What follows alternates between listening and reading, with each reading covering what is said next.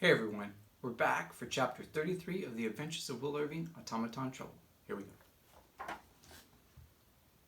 It was nearly a 2-hour drive to the abandoned quarry where Will had been instructed to bring the plans. Will turned off of the main highway onto Forest River Road and continued driving until he finally slowed and turned onto a rough dirt road where a dilapidated sign read Colton Quartz Company. Several minutes later, Will drove through an open gate and parked near one of several old buildings. He had arrived almost 10 minutes early, and there were no signs of anyone else nearby. Will checked his gun and put it back into his shoulder holster. He then grabbed a small briefcase that was sitting next to him on the seat and cautiously got out of the car. The summer sun was just setting, leaving the sky a mix of pinks, oranges, deep reds, and several shades of darkening blues. Will left his car door open and began to walk further into the compound. Suddenly, Will heard a voice. "You're early," the gruff voice loudly called out. "I like that." Will looked around, but he could not see anyone nearby. A moment later, he saw Atticus emerge from behind the building and begin walking toward him. Atticus continued walking until he stopped only a few paces away from Will. "Put the plans on the ground and stay where you are," the unseen voice ordered.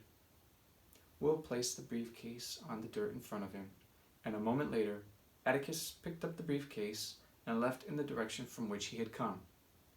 Will waited patiently for a few minutes, which seemed more like hours, and was about to ask for his sister when Atticus reappeared, this time leading Emily by the hand.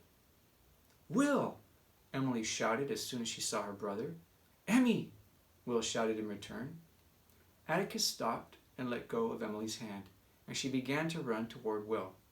Will desperately wanted to run to his sister, but he remembered what the voice had said, and instead, he put his arms out in welcome. Upon reaching her brother, Emily flung herself into his arms, and he caught her and pulled her into a tight embrace, spinning slightly from the momentum of her leap. As the two siblings relished the moment of their reuniting, Atticus disappeared behind the building once more.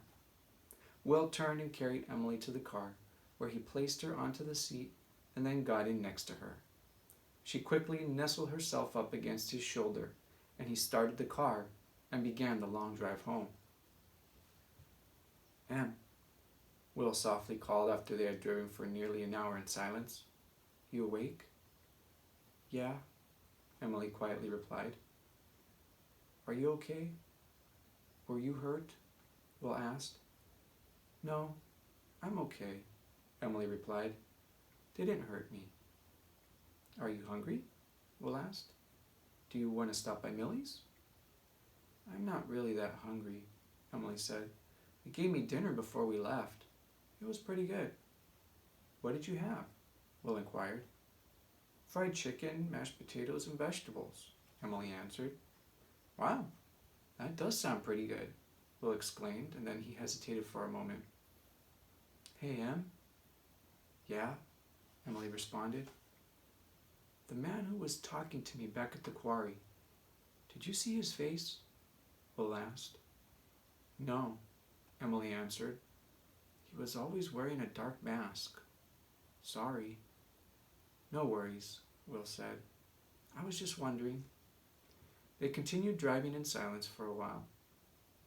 "Hey, Will," Emily finally said, breaking the silence. "Yeah," Will responded. "Can we still stop by Millie's?" Emily asked. "For a shake?"